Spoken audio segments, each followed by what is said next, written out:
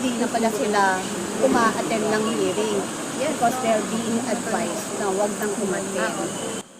Ay doon sa mga kamag-anak namin, tapos hindi na because nag-form na sila ng sarili ng group. Yun na yung sinasabi nila na may nakasama sa payroll sila. Hindi naman daw yon areglo because pangit naman daw tawagin na areglo. Ano lang daw yon assistance. The fact na sa amin, anyway tumatanggap sila. you say it that basta tumanggap ka ng pera sa kalaban, areglo na yon. Yes, utang na loob mo na sa kanila yun eh. Diba? Ano bang ginawa nila after tumanggap supposedly ng Abay, nag-outing sila.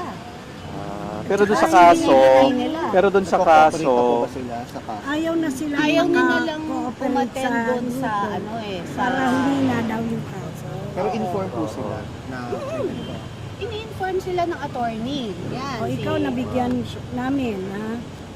Ganito.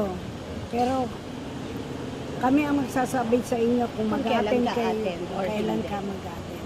ah, Para humina ang kaso. Siyempre, pag konti na ang mag-attend, wala Hindi na. na yung so kaso. supposedly ang kapalit, may balita kayo how much kung sakaling assistance na binigay?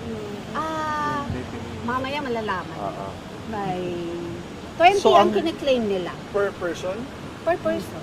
So ang kapalit ng supposed assistance ay hindi pupunta sa mga Hindi na-attend. hearing. Oo, sila ang Sila sinasabi ang- nila, sila ang magdidictate kung kailan at kung kailan pupunta or hindi. Pero yung Batangas na case, wala nang uma-attend. Yun yung nakakalungkot. so Ilan na lang kayo ngayon, ma'am, na intact? Five Five families. families. Five families. Ilan yung nawala na parang hindi na Parang nagpapa... 25 families. Sila, taga, anong case ba? Case 2. So, limang pag On kayo, record ilan na na ba lang to? kayo ngayon? Kami case 8 eh, yung sa San Pablo. So, parang limang pamilya na lang kayo natira ngayon. Kayo ba yung dito before, yung marami nun? Yeah, oo. Oo. Nahiya ako para sa kanila. Di ba? Bato-bato pa sila dyan sa tarpaulin. Tapos ngayon, tatanggap-tanggap sila ng pera ng kalaban. Ano, hindi na lang sana sila, nagpadala sila sa suhol ng kanilang kalaban. Anong tawag mo doon? Di ba? Nakakasama ng loob. Sobra.